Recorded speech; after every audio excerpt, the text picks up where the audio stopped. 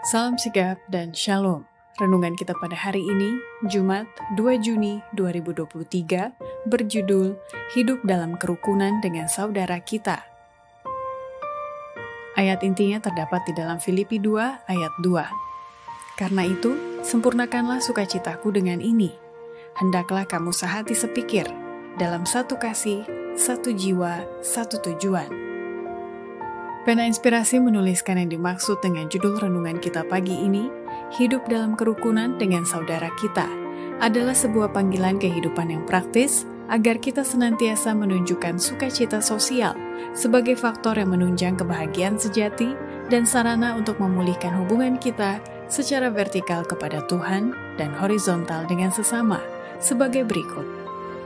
Pertama, rahasia agar bisa hidup dalam kerukunan dengan saudara kita adalah kita perlu memiliki roh kelemah lembutan, kerendahan hati, dan pikiran Kristus.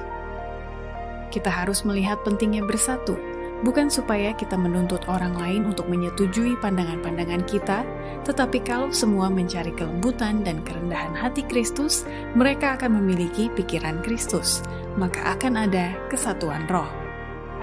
Kedua, rahasia agar bisa hidup dalam kerukunan dengan saudara kita adalah kita harus menjauhkan segala bentuk sikap dan perkataan tudingan-tudingan dan kecaman-kecaman yang kasar. Kekristenan tidak dinyatakan dalam tudingan-tudingan dan kecaman-kecaman yang kasar. Ketiga, rahasia agar bisa hidup dalam kerukunan dengan saudara kita adalah kita harus tetap setia memelihara dan berjalan dalam roh persatuan. Saya minta mereka yang mengaku percaya pada kebenaran supaya berjalan dalam persatuan dengan saudara-saudara mereka. Jangan berusaha memberikan kesempatan kepada dunia ini untuk menuduh bahwa kita adalah kaum ekstrim, bahwa kita tidak bersatu, bahwa yang satu mengajarkan sesuatu hal, sementara yang lain mengajarkan hal yang lain lagi. Hindarilah perselisihan. Keempat, rahasia agar bisa hidup dalam kerukunan dengan saudara kita adalah kita harus menghindari penggunaan kata-kata yang kasar dan menusuk.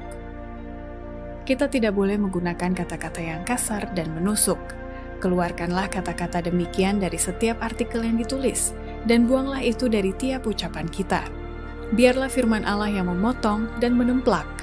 Hendaklah manusia yang fana bersembunyi dan berdiam di dalam Yesus Kristus.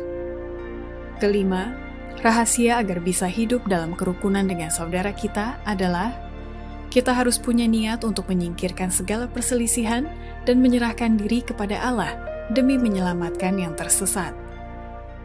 Biarlah orang-orang Kristen menyingkirkan segala perselisihan dan menyerahkan diri kepada Allah demi menyelamatkan yang tersesat. Hendaklah mereka meminta dalam iman akan berkat yang dijanjikan itu, maka berkat itu akan datang.